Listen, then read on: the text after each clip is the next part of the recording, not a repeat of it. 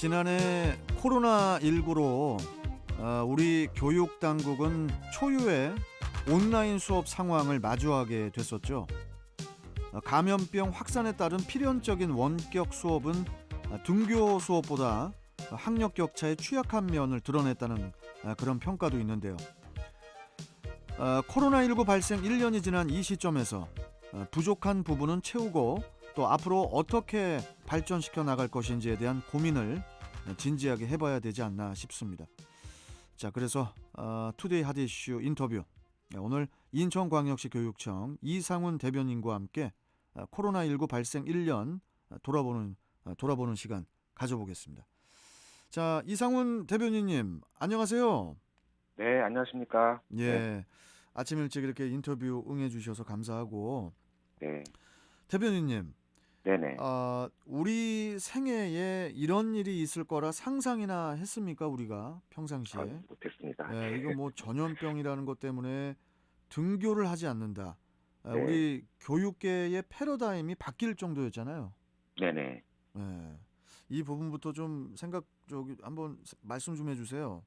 네, 흔히, 우리나라의 교육열을 이야기할 때, 그 폭격이 빗발치던 한국전쟁 당시에도 그 천막을 짓고 피란 학교라는 이름으로 배움을 이어갔다라는 말씀들을 아, 많이 하시는데요. 맞아요, 맞아요. 네, 정말 감염병으로 전국 대다수의 학교가 등교를 못하게 될 줄은 상상도 하지 못했습니다. 예, 예, 사실 코로나19 이전에도 뭐 신종플루 그리고 메르스 같은 전 지구적 감염병이 있긴 했었지만 음, 이번처럼 등교를 하지 않고 또 원격 수업으로 교육 과정을 운영하는 것도 사실 처음 있는 일입니다. 그렇죠. 예, 네, 네. 이전에는 또 그 어느 나라에서도 유, 초, 중, 고등학교에서 전면적인 원격 수업을 실시하고 또 이를 교육 과정으로 이수한 것으로 인정한 나라는 없었습니다. 예, 뭐 대학이나 일부 평생교육 차원에서 온라인을 기반으로 한 공개 강좌를 운영하긴 했지만 예, 이번처럼 이렇게 원격 수업이 전면 도입된 것은 처음 있는 일인데요. 예, 사실 저희가 원했던 것은 아니지만 이로 인해서 학교 교육에 이전과는 다른 분명하게 새로운 패러다임이 도입된 것은 분명합니다. 음, 다만 이제 저희가 조금 경계해야 될 것은 코로나19가 뭐 미래 교육을 성큼 앞당겼다거나 또 교육의 형식이 앞으로 획기적으로 바뀌거나 IT 기술과 접목되어 에듀테크 시대가 열린다는 말들을 흔히 하시는데 예, 이는 현상의 한 측면만을 강조한 것이라 생각이 들고요. 예, 분명한 것은 시대가 바뀌고 또 사회가 변화를 요구해도 교육의 근본 그리고 존재 이유는 바뀌지 않기 때문에 오히려 지금 더 교육의 본질에 더 집중해서 코로나19로 온 우리 교육을 좀 더 성찰하는 시간이 필요하지 않나 하는 생각이 듭니다. 그렇군요. 네, 이 코로나19로 인해서 당초에 3월 예정인 개학을 미루고 네, 4월 그 전면 원격 수업으로 그 한 해 수업을 시작을 했었잖아요. 네, 그렇습니다. 등교 수업은 5월 중순에서야 이제 시작이 됐고요. 네, 네, 그 지금도 기억이 납니다. 그 5월 20일이었나요? 네, 그 맞습니다. 고등학교 3학년을 시작으로 매주 그 학년을 이렇게 늘려서 6월 8일이 돼서야 모든 학년이 등교 수업을 했었지 않습니까? 네, 그렇습니다. 그때 상황을 좀 다시 한번 좀 짚어주세요. 네, 정리해 주신 것처럼 작년 상황이 정말 주마등처럼 이렇게 스쳐 지나갑니다. 예, 지난해 이맘때쯤으로 기억이 되는데요. 그 확진자가 그 다중이용시설을 다녀갔다는 이유로 그 인근 학교가 일제히 등교를 멈춘 적이 있었습니다. 어, 지금 이제 확진자가 당시에 비교하면은 수백 명씩 나오고 있기 때문에 예, 좀 과잉 대응이라고 생각하실 수도 있지만 당시에는 당연한 조치였고요. 음, 또 코로나19 확산 초기에는 이제 곧 등교 수업이 가능하겠지 하는 그렇죠, 기대 그렇죠. 속에서도 예, 확산세가 정말 심상치 않아서 결국 3월에 개학을 못하고 말씀하신 것처럼 뒤늦게 원격 수업 도입을 결정을 하게 되었습니다. 예, 당연히 그 학교 현장도 많이 혼란스러웠습니다. 그래서 음, 부랴부랴 그 교육 과정을 수정하고 또 원격 수업을 위한 기자재를 준비해야 했고요. 마스크를 비롯한 방역물품 준비까지 모두가 처음 겪는 일이었기 때문에 어렵고 힘들었었습니다. 예. 조금 기억에 남는 것은 이제 수능 준비를 위해서 5월 20일에는 고등학교 3학년 학생부터 우선 등교를 실시했고 또 이제 결과적으로는 모든 시민 여러분의 협조 때문에 무사히 수능을 마치기까지 정말 긴장 속에서 지냈습니다. 음, 초반에는 여러 가지 혼란이 있었지만 빠르게 대응 매뉴얼도 만들고 또 학교 내에서의 그 감염을 예방하기 위해서 모든 교직원이 한마음으로 애써주셨기 때문에 오늘이 있었고 또 이제 새로운 학기를 맞이하면서 예, 학교에 우리 아이들의 웃음소리가 넘칠 날을 지금 또 다시 준비하고 있습니다. 예. 네. 아니 뭐 사실 이 전국의 모든 학생이 그 원격 수업이 가능했다는 건 정말 대단한 게 네. 이게 지금 아무것도 준비가 되어 있지 않은 상황에서 그 짧은 시간 동안 급박하게 이게 또 진행이 잘 되었었잖아요. 예, 아, 예. 이 맞습니다. 네. 부분은 진짜 좀 인정을 좀 해드려야 될 것 같은데 좀 한 말씀 네. 해주시죠. 앞서 말씀드린 것처럼 그 완벽한 준비 상황에서 원격 수업을 시작했다기보다는 좀 대면 수업이 어려운 상황에서 대안으로 도입되었기 때문에 혼란스러웠던 것도 사실입니다. 근데 처음에는 좀, 그랬죠. 예. 근데 빠르게 안정이 됐고요. 당시에는 선생님들은 그 단기간에 온라인 교육 전문가가 되어야 하는 갑작스러운 그 부담이 있었고, 예. 또 우리 학생들은 교실에서 친구들과 선생님을 만나야 하는데, 그게 아니라 컴퓨터 조작을 하면서 화면 너머로 수업을 받고, 또 과제를 제출하고, 소통을 해야 하는 어려움이 있었습니다. 음. 또 이 과정에서 우리 학부모님들께서는 원격 수업으로 인한 학력 저하 그리고 또 돌봄에 대한 많은 불안을 또 나타내시기도 하셨는데요. 그렇죠. 네네. 이 초기에는 원격 수업을 위한 장비가 많이 부족했기 때문에 뭐 그런 장비를 구축하는데 초점을 맞췄고 예. 예. 또 각 가정에 장비를 보유하지 않은 학생들도 꽤 많이 있었습니다. 그렇죠. 예, 그래서 노트북이나 스마트 패드들은 빠르게 대여하면서 그 감염병 상황에서도 배움을 이어갈 수 있도록 하는데 주력을 했습니다. 이후에는 이제 선생님들이 안정을 찾아가시면서 뭐 교사 역량 강화를 위한 연수를 실시하고 또 우리 선생님들께서 굉장히 많은 노력을 해주셨습니다. 음. 컨텐츠, 자기만의 노하우를 같이 처음에는 하시다가 공동으로 개발하고 또 이를 인근 학교의 선생님, 우리 주변과 같이 공유하면서 원격 수업의 질도 초기보다는 많이 좋아졌다고 좀 평가를 하고 싶습니다.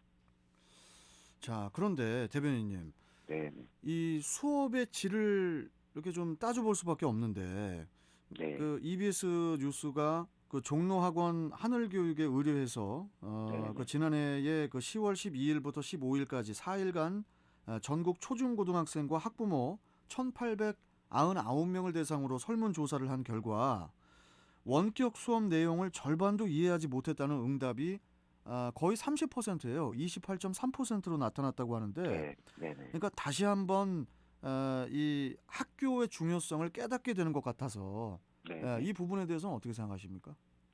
네, 학교의 중요성도 깨달아야 되고 또 원격 수업의 질도 끌어올려야 된다고 생각을 하고 있고요. 예, 예, 사실 전자책이라는 것이 저희가 지금 흔하게 이제 뭐 예, 예, PDF라든가 예. 뭐 이런 걸로 좀 전자책을 보지만 전자책이 처음 등장했을 때만 해도 곧 종이책은 사라지고 말 것이라는 우려들을 많이 음, 했습니다. 음, 그렇지만 여전히 종이만이 가지고 있는 특유의 그 종이 질감, 또 가독성 있는 활자, 책장을 넘기는 촉감은 전자책이 대신할 수 없는 것처럼 예, 뭐 원격 수업 초기에는 앞으로 이제 온라인 수업이 대세가 될 것이다.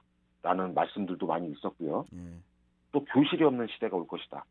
라는 예측하시는 분들도 계셨지만 역설적으로 지금은 오히려 말씀하신 것처럼 학교가 정말 중요하구나. 그렇죠. 학교의 중요성을 깨닫는 계기가 되기도 했습니다. 아니 뭐 학교가 뭐 저 공부만 하러 가냐고요. 네, 옳으신 말씀입니다. 학생들하고 선생님들하고 같이 어울리고 그런 것도 다 사회지. 그것도 교육인데.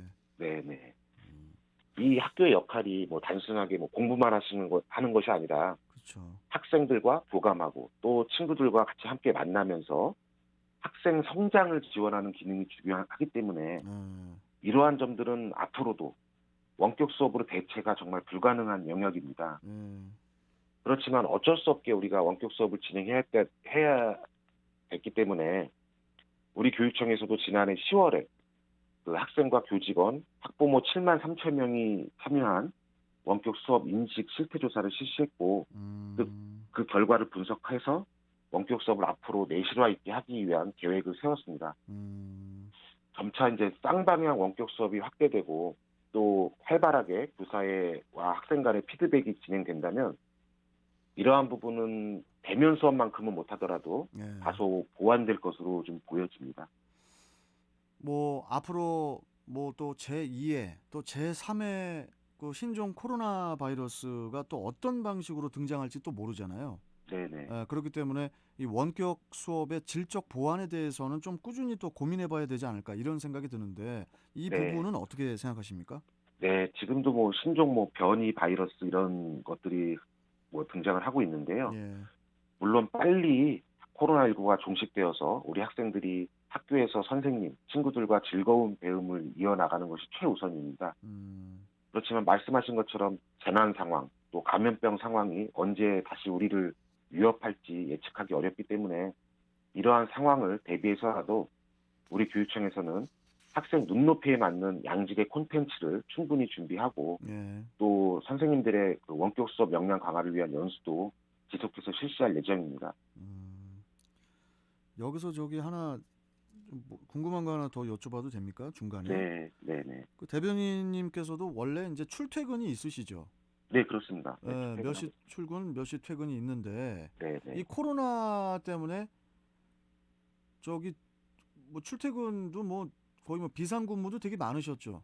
네, 맞습니다. 대변인 분들은 비상근무가 어떤 게 있습니까?